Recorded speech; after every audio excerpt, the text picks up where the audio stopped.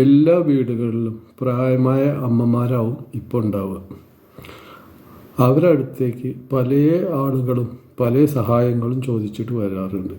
ചിലർ ബിസിനസ് പരമായിട്ട്, ചിലർ മസാലപ്പൊടിയായിട്ട്, ചിലർ മറ്റു വല്ല ബിസിനസ്സുമായിട്ട്.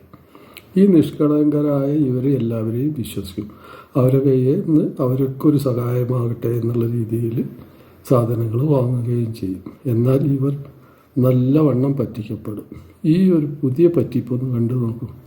ഒരു വെല്ലുമച്ചി. അലറല്ലേ, വെല്ലുമ്മച്ചി അല്ല, ചാച്ചി. ഓ ചാച്ചി, മനസ്സിലായി. എന്നാവാ.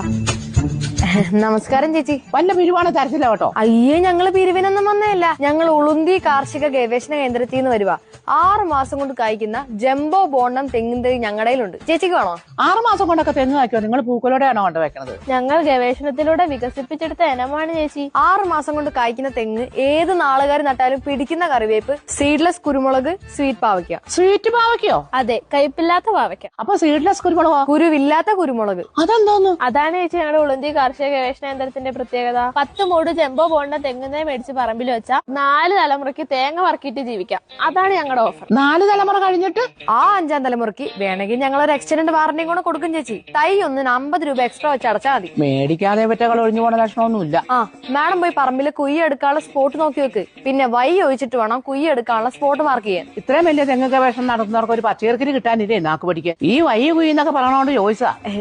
അയ്യോ, ഇപ്പഴാ ഓർത്ത് ഇന്ന് ചൊവ്വാഴ്ച തെങ്ങ് വെക്കാൻ കൊള്ളത്തില്ലെന്നേ. നിങ്ങൾ പോയിട്ട് ഞായറാഴ്ച വാ. അയ്യോ, അല്ലേലും തെങ്ങൊന്നും കിട്ടില്ല ചേച്ചി. ക്യാഷ് അടച്ച് പ്രീ ബുക്ക് ചെയ്താൽ അടുത്ത ആഴ്ച തെങ്ങ് കിട്ടും. ചേച്ചിന്ന് ക്യാഷ് അടച്ച് ബുക്ക് ചെയ്താൽ മതി. അടുത്ത ഞായറാഴ്ച തെങ്ങോണ്ട് ഞങ്ങൾ എങ്ങ് വരും. പിന്നെ ചേച്ചിനോടുള്ള അടുപ്പം വെച്ച് ഇൻസ്റ്റാളേഷൻ ഫ്രീ. ഇൻസ്റ്റാളേഷൻ അതെന്തുവാ? തെങ്ങിന് കുയ്യെടുക്കാനുള്ള മാമനെ ഞങ്ങളെ കൊണ്ടുവന്നോളാന്ന്. ഓ അങ്ങനെ. അപ്പുറത്തെ വീട്ടിലെ ശോഭ ചേച്ചി 15 മൂട് ഓർഡർ ചെയ്തിട്ടുണ്ട്. ചേച്ചിയുടെ ഒരു നിലയം വിലയൊക്കെ വെച്ച് 25 എടുക്കണം എന്നാണ് എന്റെ ഒരു ഇത്. തൈ ഒന്നിന് 500 രൂപയുള്ളൂ. ശോഭ 15 മൂട് വാങ്ങിച്ചോ? പിന്നില്ലേ.